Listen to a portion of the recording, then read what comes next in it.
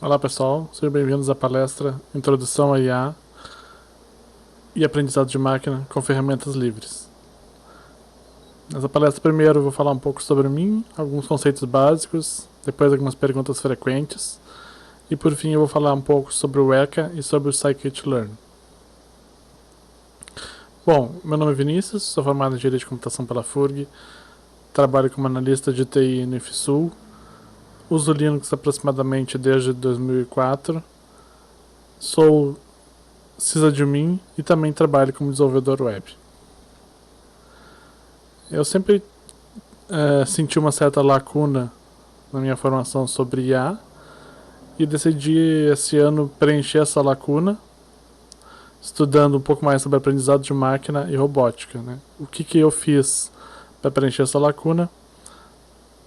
Me matriculei em 2 disciplinas como aluno especial do programa de pós-graduação da UFPEL, computação, e também me candidatei como voluntário do time de robótica Penguin Bots.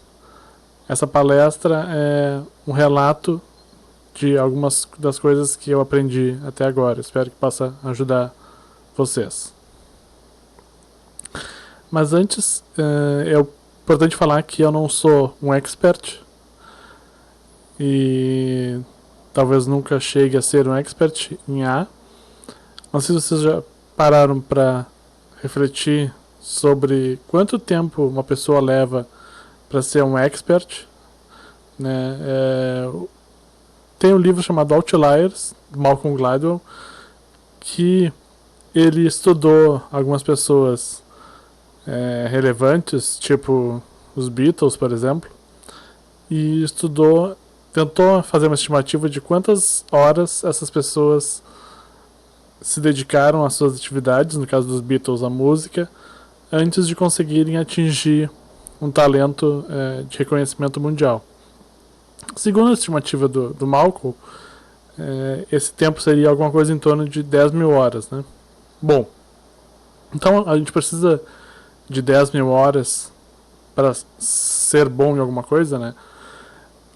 Existe um TED Talk do Josh Kaufman, onde ele fala que aconteceu uma espécie de telefone sem fio com essa história das 10 mil horas, que na verdade o Malcolm ele estava falando de atingir excelência a nível mundial, né? 10 mil horas, se a gente fizer algumas estimativas de horário padrão, tal, dá mais ou menos uns 10 anos de dedicação em horário das 8 às 16 durante todos os dias da semana. Né? Então, a princípio isso parece desestimulante. Né? Será que a gente precisa então de 10 mil horas para ser bom em algo? Né? E o Josh Kaufman ele acredita que não, que na verdade essas 10 mil horas talvez elas sejam um indicativo de que você é excelente em algo, né? Mas muitas vezes a gente não quer ser excelente, a gente quer somente saber bem algum determinado assunto, né? Então ele também ele tem essa palestra que eu recomendo que vocês assistam, The First 20 Hours, que é muito boa, e que ele fala que para a gente ser razoavelmente bom em alguma coisa, a gente precisa de alguma coisa em torno de 20 horas de estudo focado, né? Então realmente parar, sentar para estudar aquilo ali. E com essas 20 horas, você ficaria bom, né? Então é isso que, baseado na palestra dele, eu tentei fazer esse gráfico aqui, que significa que no começo, quando você não dedicou nada a algum assunto, você não sabe nada, né? À medida que você vai estudando, dedicando mais horas àquilo, você vai aprendendo mais. E no começo, essa subida é bastante rápida. Essa é a proposta do Josh, que me parece bastante razoável e bem mais animadora, né? Então, ele chegou a uma estimativa de cerca de 20 horas para você saber alguma coisa em torno de 80% sobre o assunto, né? Ou seja, saber razoavelmente bem sobre um assunto. Né? Não levem isso aqui tão ao pé da letra, mas é bem menos do que as 10 mil horas. Né? Então, eu passei muito menos que 10 mil horas, mas eu aprendi algumas coisas interessantes que estão refletidos aqui nessa palestra. Espero que seja interessante para vocês. Alguns conceitos básicos, né? Bom, inteligência artificial é uma palavra muito falada, mas na verdade, se a gente parar para definir as coisas, ela não tem uma definição tão fácil assim, né? Artificial, tudo bem, a segunda palavra é uma palavra mais fácil de definir, né? Pode ser tudo aquilo que não é feito pela natureza. Mas o que é exatamente inteligência, né? Se a gente começar a refletir, a gente vê que a inteligência, ela é um pouco complexa de ser definida, né? O que é inteligência? É saber fazer cálculo de integral, derivada, saber se comunicar, saber falar bem, né? Então, esse é um conceito bastante difícil de definir, tá? Que a gente não vai entrar nessa palestra nesse campo. Então vamos adotar a seguinte definição, tá? Que a inteligência, na verdade, é a capacidade de resolver problemas, né? Então, qual que seria a diferença da sub-área da inteligência artificial para a programação normal, né? Que na inteligência artificial a gente não define as regras, não codifica as regras exatamente no programa, né? A gente geralmente são sistemas onde a gente define o processo, mas não as regras, né? Não exatamente quantas vezes você vai ter que fazer uma determinada repetição, ou quantos e quais vão ser os ifs, né? A gente define um processo, né? Um exemplo interessante talvez seria como encontrar um algoritmo, como encontrar a saída de um labirinto, né? Um labirinto, por definição, ele não tem uma saída tão fácil, né? Então a gente não conseguiria fazer facilmente um programa, dobre para a esquerda 3 vezes, depois para a direita 2 vezes, assim por diante. Mas a gente poderia fazer um sistema onde, nem que fosse por tentativa e erro, ele tentasse sair do labirinto, né? E poderíamos dizer que esse seria um programa de inteligência artificial, que resolve o problema de sair do labirinto, né? Depois a gente tem a sub-área de aprendizado de máquina, né? Que a gente pode entender como uma área onde os sistemas eles aprendem, ou seja, à medida que o tempo passa, usando dados, podem ser obtidos de diversas maneiras, o sistema melhora o seu desempenho, né?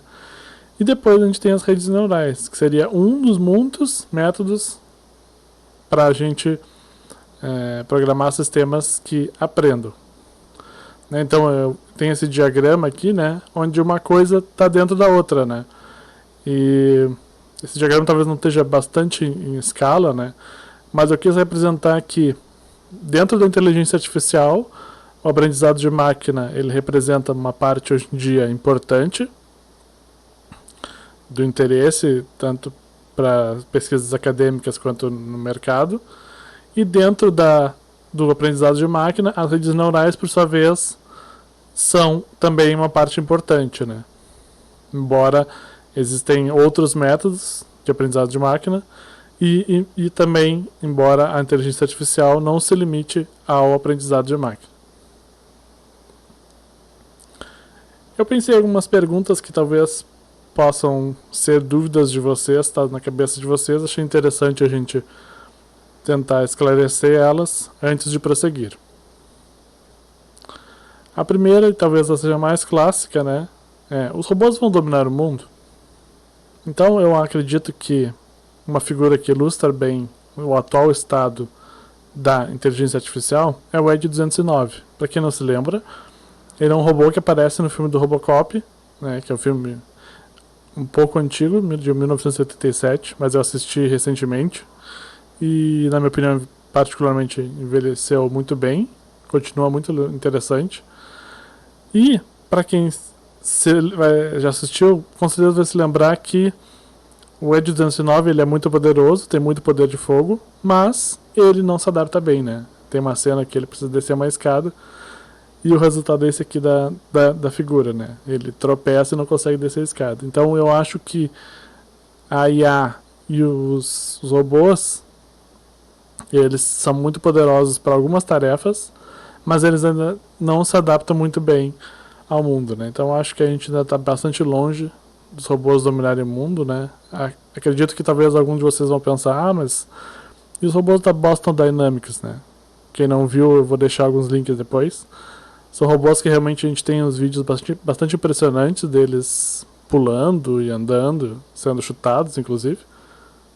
Né? Que depois a gente não entende por que os robôs vão se revoltar. Mas eu acredito que primeiro que a gente tem que tomar um pouco de cuidado com todos os vídeos que a gente vê, né? A gente tá vendo ali somente os vídeos onde ele pulou certo, né? Onde ele conseguiu se levantar corretamente. E mesmo assim a gente pode pensar, né?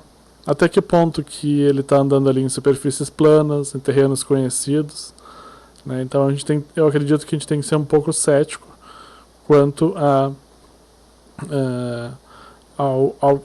ao potencial dos robôs, né? Acho que ainda não temos motivos para ficar tão assustados, mas claro que a IA e os robôs, perdão, estão aí, vão ficar e vão causar impactos, né? Mas acho que ainda não temos motivos para ficar sem dormir. Bom, eu quero trabalhar em IA. Por onde é que eu devo começar? Eu fiz esse breve diagrama aqui para tentar dar algumas sugestões, tá? Em verde tem alguns possíveis pontos de partida, tá? Algumas pessoas já sabem programar, talvez que estejam assistindo Passo a Passo já sabem programar, então elas já sabem lógica de programação, e se elas já não sabem, elas vão ter que aprender Python, tá? O Python hoje é a linguagem corrente para a inteligência artificial, assim como o inglês é a linguagem de comunicação mundial, né? Goste a gente ou não, a gente precisa se adaptar, né? Então, se você quer trabalhar com IA, você tem que conhecer Python. Do Python, você pode ir para a parte de teoria. Acho que é legal você se aprofundar um pouco na teoria. Vou deixar alguns livros também, algumas recomendações de livros, para você entender melhor o que está acontecendo, né? Algumas pessoas, porventura, que não sabem ainda programar, elas podem começar pela teoria e depois elas podem ir para um software chamado Weka, tá? Embora ele tenha um nome um pouco estranho no Brasil, né? ECA, mas ele é um software muito interessante, eu vou mostrar ele daqui a pouco, onde a gente consegue fazer algumas coisas bem legais sem programar, tá? Então algumas pessoas vão conseguir fazer coisas interessantes com aprendizado de máquina sem mesmo saber programar, tá? Mas, embora até o Weka ele permita fazer algumas coisas em linha de comando e tu pode usar ele como uma biblioteca ao invés de um programa, eu sugiro que quem quiser ir além do Weka, que vá para o Python, tá? Quem já sabe Python, que passe pela teoria, e depois você pode ir para o Pandas e para o NumPy, tá? Essas caixas que estão pontilhadas, elas são opcionais, mas eu considero bastante recomendadas. O Pandas é uma biblioteca de leitura de dados, tá? Muito usada em Machine Learning com Python. E o NumPy é uma biblioteca numérica, tá? Também muito usada para Python. Então, mas elas estão aqui como opcionais, porque talvez você possa simplesmente ler um rápido tutorial, né? Você não precisa talvez se dedicar tanto tempo a essas bibliotecas especificamente. Depois, o que eu recomendo? Recomendo o sklearn, que a gente também vou mostrar um pouco aqui para vocês, que é um framework em Python de aprendizado de máquina, né? Então lembre que aprendizado de máquina é uma sub-área da IA e que as redes neurais são parte delas, né? Então, se você realmente depois quiser se aprofundar nesse método que é as redes neurais, existem dois frameworks, um que é o Keras e o outro que é o Fast AI, né? São dois frameworks e cada um deles usa por baixo dos panos, digamos assim, uma biblioteca, tá? O Keras usa o TensorFlow e o FastAI usa o PyTorch. O TensorFlow é um projeto encabeçado pelo Google, tá? E o PyTorch é um projeto encabeçado pelo Facebook, né? Pra gente ver que essas grandes empresas de tecnologia estão incentivando bastante a pesquisa em a ponto de duas das principais bibliotecas de redes neurais serem do Google e do Facebook especificamente, né? Eles praticamente coordenam esses projetos, né? Então, aqui você pode escolher, né? Se você quer ir pro lado do Keras e depois pro TensorFlow, ou pro lado do FastAI e depois pro PyTorch, tá? Elas são mais ou menos equivalentes. Então, acho que esse diagrama dá uma esclarecida, né? Mas eu acho que vale a pena a gente dar uma olhada no sklearn antes de ir para redes neurais, né? Porque nem sempre as redes neurais vão ser a melhor solução para os nossos problemas, né? Um dos desafios atualmente no aprendizado de máquina é que justamente não existem regras bem definidas de quando que a gente deve utilizar qual método, né? Então, para alguns problemas, alguns métodos funcionam melhor, para outros problemas, outros métodos funcionam melhor. De uma maneira geral, podemos dizer que para dados não estruturados, as redes neurais elas funcionam melhor, né? O que são dados não estruturados? Essencialmente são dados que não estão na forma de tabelas, né? Por exemplo, imagem, som, texto que não está em formato de tabela, né? Já para dados estruturados, que seriam principalmente tabelas, né? E bancos de dados, seriam existem outros métodos que podem funcionar tão ou melhor, tão bem ou melhor quanto as redes neurais, né? Então, no primeiro momento, vamos falar um pouco do Weka. O Weka ele é um software gráfico, né, que está disponível na maioria das distribuições. Quando você abre ele, essa aqui é a telinha padrão dele, tá? Nós vamos usar aqui essa opção Explorer, onde você pode fazer experimentações com dados. Essa aqui é a tela do Weka Explorer, né? Que é efetivamente o que nós vamos utilizar. Nós vamos aqui clicar em Open File e vamos procurar por um arquivo que o Weka consiga entender. Ele consegue entender, ele lida com arquivos estruturados, né, então na forma de tabelas, então ele aceita CSV, mas ele também aceita esse formato aqui, que é o formato padrão dele, que é ARFF. Esse formato aqui, ele é um CSV, só que tem algumas colunas de cabeçalho adicional que informam de quais são os valores que as colunas podem assumir, tá? Então aqui já abriu o arquivo. Quando ele abriu o arquivo, ele mostra que nessa parte no canto esquerdo superior, aqui ele mostra que quantas instâncias, ou seja, quantas linhas de dados eu tenho nesse arquivo, né? E quantos atributos, ou seja, quantas colunas, tá? Ele vai mostrar as colunas aqui embaixo, né? Então a gente tem as colunas gender, age, age, tá? São 17 colunas. Eu não vou descrever todas as colunas, tá? Esse dataset aqui, ele é um dataset que ele foi feito por médicos, se eu não me engano, do México, onde eles pediram para as pessoas informar gênero, idade, altura, peso, histórico de sobrepeso, hábitos alimentares diversos, se a pessoa fuma, se bebe, meio de transporte, tá? E eles calculavam para essas pessoas qual que era, se elas estavam abaixo do peso, um peso normal, sobrepeso 1, sobrepeso 2, ou obesidade, tipo 1, 2 ou 3, tá?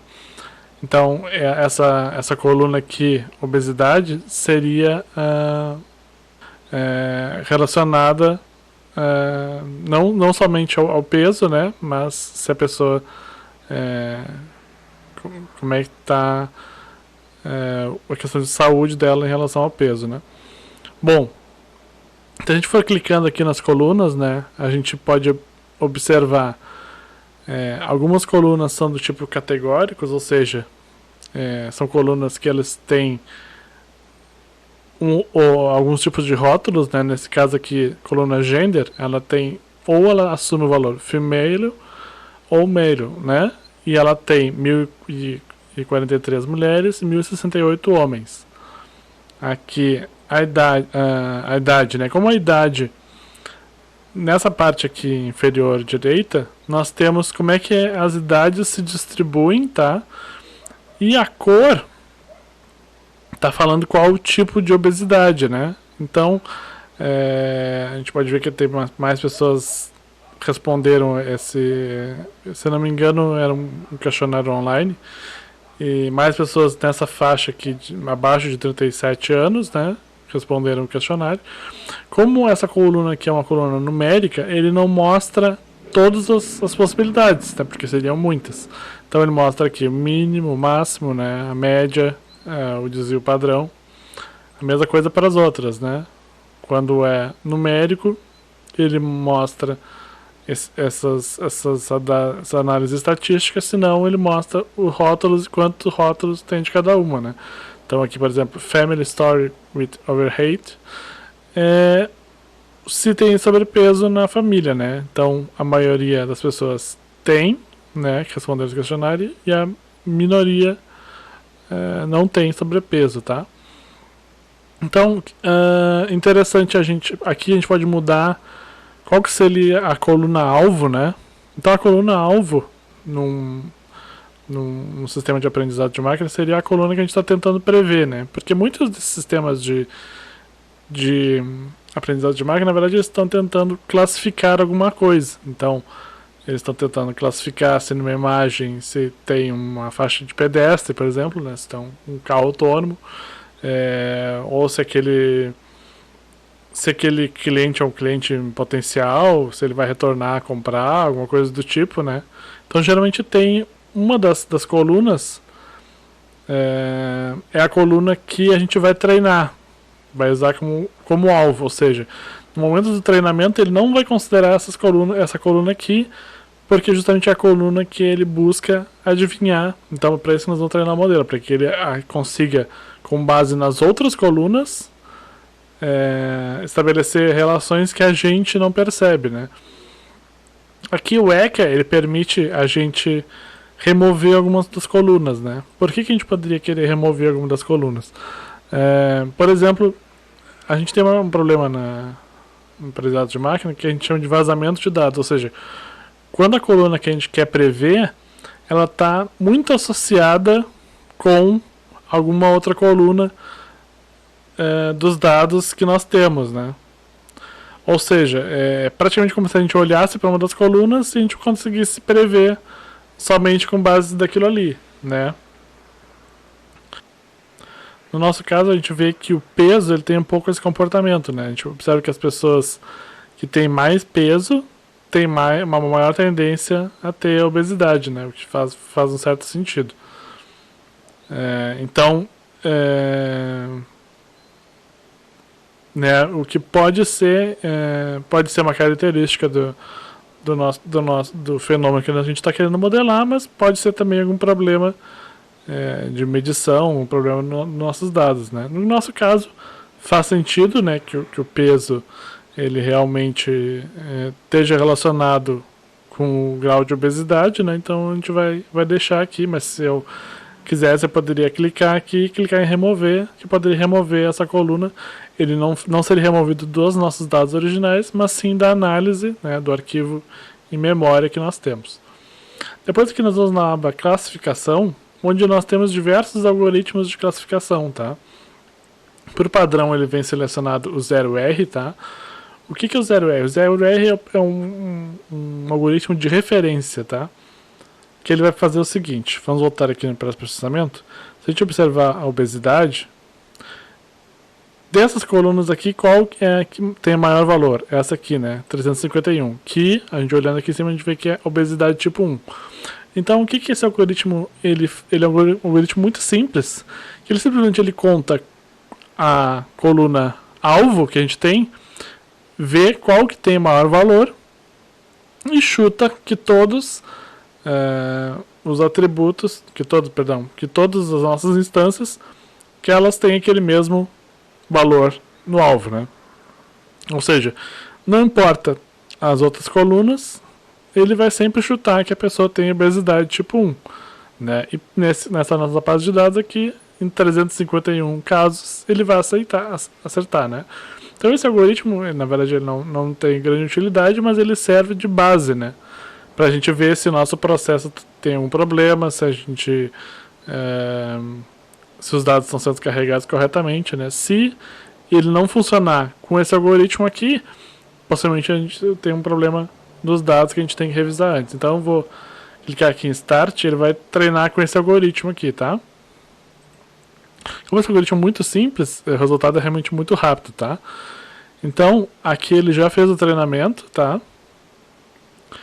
E o que aconteceu?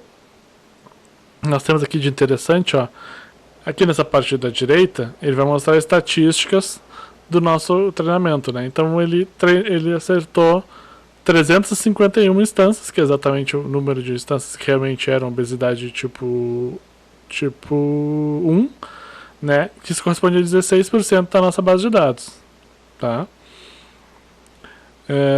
Então, esse 16 aqui a gente tem que pensar que ele é o mínimo que qualquer algoritmo ele tem que, no mínimo, tem que ultrapassar esses 16 aqui, né? Senão tem alguma coisa muito errada, né? Eu vou usar aqui, então, o interessante do EC é que justamente ele tem vários algoritmos aqui, tá? Dependendo dos meus dados, alguns deles vão estar mais claros ou mais escuros. Por quê? Porque os mais claros quer dizer que ele não consegue utilizar. Eu não consigo selecionar esses que estão mais claros aqui, tá? Ele não vai funcionar se eu utilizar. Por quê? Muitas vezes porque ele tem algum tipo de coluna que não é compatível com os algoritmos, né? Então, alguns algoritmos, por exemplo, eles precisam que todas as colunas sejam numéricas, né? Então, conforme a gente olhou ali anteriormente, nossa base de dados, algumas colunas não são numéricas, então alguns algoritmos não funcionam para esses nossos dados, tá? Eu vou utilizar aqui o algoritmo J48, que é o algoritmo da árvore de decisão. Tá, é um algoritmo bem interessante, rápido de fazer também, e ele tem uma outra vantagem que eu já vou mostrar para vocês, tá? Então aqui no Choose eu escolho o algoritmo, né? Se eu clicar aqui em cima do nome do algoritmo, depois que ele é escolhido, ele aparece vários parâmetros do algoritmo, tá? Então aqui a pessoa pode testar com outros parâmetros para ver qual que vai apresentar melhores resultados, vai gerar um modelo melhor, tá? Não vou mexer aqui em função do nosso tempo. Uma outra coisa importante do ECA, a gente tem aqui essas test options, tá? No primeiro, a gente vai testar os nossos próprios dados no próprio conjunto de treinamento. Por que isso é um problema? Porque a gente não consegue avaliar direito se o nosso modelo aprendeu, porque é como se a gente tivesse, vou dar um exemplo que o meu professor costuma usar. A gente dá para um aluno, durante a sala de aula, um certo conjunto de exercícios, e na prova a gente dá o mesmo conjunto de exercícios, né? O que talvez os alunos vão fazer, se perceber, se souberem disso, né? Eles vão simplesmente decorar as respostas, né? Então eles não vão precisar realmente aprender. Então é isso que a gente está fazendo. Quando a gente não separa conjunto de treinamento, a gente não sabe se o algoritmo decorou as respostas e está funcionando bem porque ele está funcionando muito bem para aquele conjunto de treinamentos, né? Em aprendizado de máquina a gente tem esse problema. A gente pode fornecer um conjunto separado de testes. Tem essa parte de cross-validation que é muito interessante, que geralmente a gente deixa padrão, que ele faz o seguinte: ele separa em 10 partes o nosso conjunto, e ele primeiro treina o modelo ele separa em 10 partes, né? Aí esse 1/10 ele separa pro teste e usa o treinamento nos outros 9. Aí depois ele troca essa 1/10 que ele usou pro teste, ele vai trocando. Então ele tem 10 conjuntos de 9. Ele tem 10 conjuntos de 9 conjuntos que ele vai usar para treinar o nosso modelo, tá? Então, principalmente se a gente não tem muitos dados, essa aqui é a opção mais recomendada, tá? Ele vai trocando quais dados que ele está usando durante o treinamento. Ou então a gente pode dizer quanto que a gente quer que daquele modelo inicial, né, que a gente tem aqui nessa vez, nós temos 2.111 instâncias, quantos por cento dela nós queremos usar para treinamento e quantos para teste, né? Quanto mais a gente usar mais dados para treinamento, mais o nosso modelo tende a aprender, mas se a gente deixar muito poucas instâncias de teste, a gente não tem certeza se aquelas instâncias realmente representam o nosso problema, né? Então aqui é bom usar o Cross Validation. Vamos agora rodar, então, essa aqui é a coluna alvo, né, que eu falei. Então essa aqui é a coluna que, quando ele for treinar, ele vai descartar essa coluna, ele não vai usar essa coluna no treinamento. Ele vai usar só as outras colunas para tentar prever justamente o resultado dessa coluna. Vamos começar aqui, né? É interessante que o J48, que é uma árvore de decisão, ele é bem interessante porque ele é bastante rápido, né? Claro que esse é um dataset pequeno, só 2.000 instâncias, mas ele rodou em 62 segundos, tá? E olha aqui, ó. Essa linha aqui, Correct Classification Instances, ele é uma parte muito interessante, que ele é a acurácia, tá? Ou seja, ele acertou 93% dos exemplos, tá? Isso, a princípio, é uma coisa positiva, tá? Mas a gente tem que tomar cuidado com essa acurácia, porque pode acontecer, vamos imaginar que a gente tem um dataset onde dataset que a gente tem umas características e quer saber se a pessoa, por exemplo, se ela vai ter câncer, por exemplo, né? E digamos que dessas instâncias todas, só 1% tem câncer. Então, um algoritmo que nem o 0R, que chutasse sempre que a pessoa não tem câncer, ela teria uma acurácia de 99%. Por quê? Porque os nossos dados estão, a gente chama de desbalanceados, né? Então, ou a gente poderia fazer um tratamento desses dados para procurar balancear eles, ou a gente poderia usar outras métricas, tá? Eu não vou entrar no métrica de outras métricas, em função do tempo também, tá? Mas eu vou deixar algumas referências que falam de outras métricas, né? Da precisão, recall, e também matriz de confusão, tá? A matriz de confusão, ela está dizendo quais exemplos que foram classificados corretamente e quais foram classificados incorretamente, né? Então, nessa diagonal aqui, ele vai mostrar todos os exemplos que eram de uma certa classe e que foram classificados por uma certa classe, né? Então, quanto mais elementos aqui na diagonal, melhor é o nosso modelo. Tá, pessoal? Então, de forma bastante resumida, sobre o ECA, era isso. Vamos falar um pouquinho do Scikit-Learn, que é o que eu sugiro para quem quiser se aprofundar, e além do que o ECA oferece, né? Lembrando que o ECA é bem interessante, existem até artigos científicos que utilizam só o ECA, né? Que é o que essa base de dados que a gente está utilizando, por exemplo. Vamos primeiro dar uma olhada no código-fonte e depois a gente vai executar ele, tá? Bom, primeiro a gente faz uma importação da biblioteca Pandas para ler os dados, né? Aqui a gente define algumas funções lambda para fazer com que a gente leia os dados já em formato numérico, tá? Porque o Scikit-Learn tem essa característica de que a gente precisa fazer com que os dados que a gente vai oferecer para ele treinar sejam já em formato sempre numérico, tá? Aqui a gente vai passar um dicionário onde a gente vai passar o nome das colunas e as funções lambda onde a gente quer aplicar para fazer essa conversão para numérico, tá?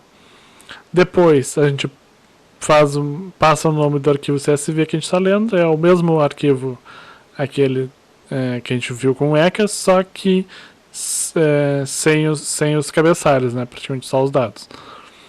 A gente passa também os conversores que a gente definiu aqui em cima, né? Essa linha aqui da 11 até 16 eu só estou verificando se eu não tenho dados inválidos, tá? Depois eu tenho aqui uma coluna binarize, tá?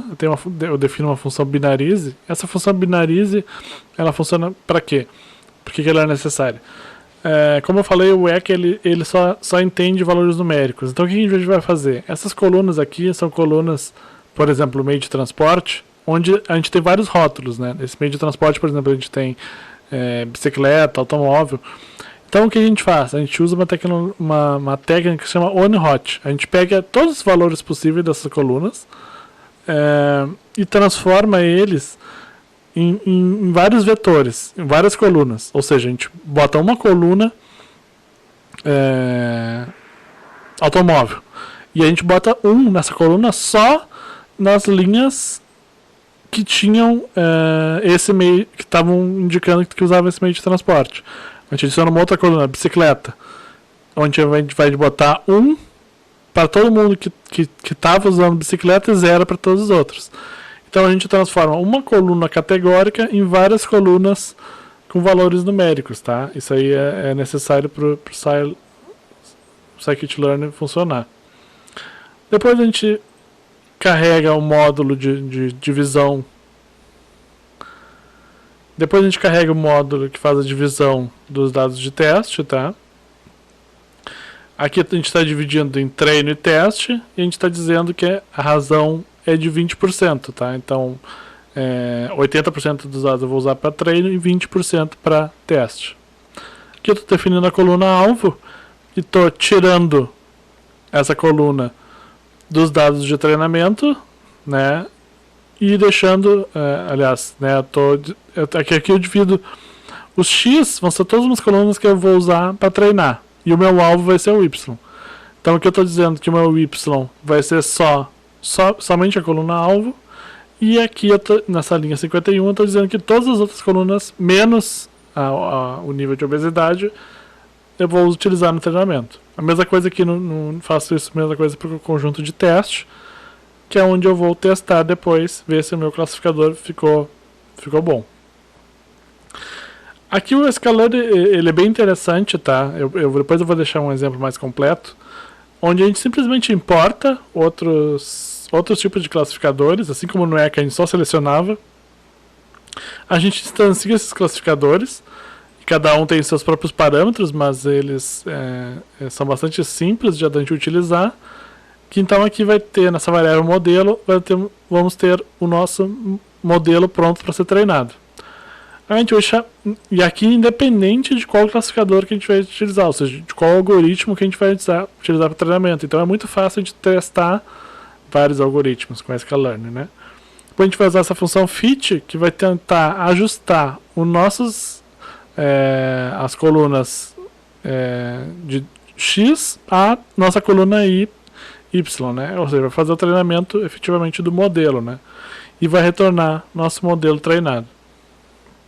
Depois a gente tem algumas funções aqui que a gente faz os devidos imports, e tem algumas funções aqui para fazer, para mostrar métricas do nosso modelo, para ver se ele fez uma boa classificação, né? Então vamos abrir um terminal aqui. Questão de agilidade, eu vou só rodar o programa, tá? É importante que eu estou utilizando aqui o Python 3, tá? O Python teve umas mudanças do 2 para o 3, então procurem usar o Python 3. Vou rodar o programa aqui, tá? Essa primeira parte da saída é só para ver se tinha alguma coluna com valores não numéricos, né? Aqui, né, aqui a acurácia, né? Então 95%, lá no ECA ele tinha ficado 93%, né? Então ele até ficou uma acurácia um pouco melhor aqui no sklearn, mas é uma coisa, né, tá dentro de uma certa margem de erro ali, né? Aqui nós temos outros parâmetros, tá? Infelizmente eu não vou ter tempo para explicar eles. Mas eles são importantes, tá? Lembre daquele exemplo do câncer, não confiem somente na acurácia. A acurácia é um primeiro teste, mas tem outras métricas interessantes, como precisão, recall e o F1 score. E também temos aqui, ele também gerou a matriz de confusão, né? Que quando a gente usa o sklearner, né? Ele mostra o rótulo verdadeiro e o rótulo previsto, né? Aqui ele acabou embaralhando um pouquinho os rótulos previstos, mas eles estão aqui na mesma ordem que os rótulos aqui na esquerda, tá? E quanto mais os exemplos, aqui é como é que os exemplos eram e como é que eles foram classificados. Então, na verdade, quanto mais os exemplos estão aqui, quanto maiores esses valores aqui das diagonais, melhor, tá? E o sklearner já mostra isso aqui de forma coloridinha, né? Quer dizer que quanto mais claro aqui, quer dizer que melhor foi a classificação, né? Então a gente pode ver que muitas outras colunas têm nenhum ou tem valores baixos, né? Então quer dizer que é um classificador que funcionou relativamente bem, né? Essa matriz de confusão ela é bem interessante por causa que se, por exemplo, se essa coluna aqui onde tem 2 tivesse um valor muito alto, ou seja, que tivesse apresentado por uma cor muito clara aqui, nesse caso, quer dizer que o nosso classificador ele tem aqui um ponto fraco, né? Quer dizer que ele está classificando incorretamente os que, nessa situação hipotética que eu estou falando, ele está classificando incorretamente a obesidade nível 1. Tá? Mas aqui o nosso classificador ele funcionou bem, então eu fiz a mesma coisa usando o ECA e usando o scikit-learner. Tá? Em função do tempo eu não vou poder mostrar com mais detalhes, mas vou deixar o código para vocês, tá?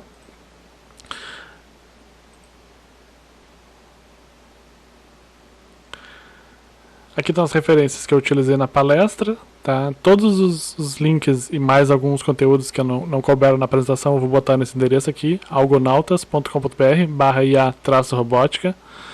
Agradeço a atenção de vocês, tenham um bom evento e se cuidem.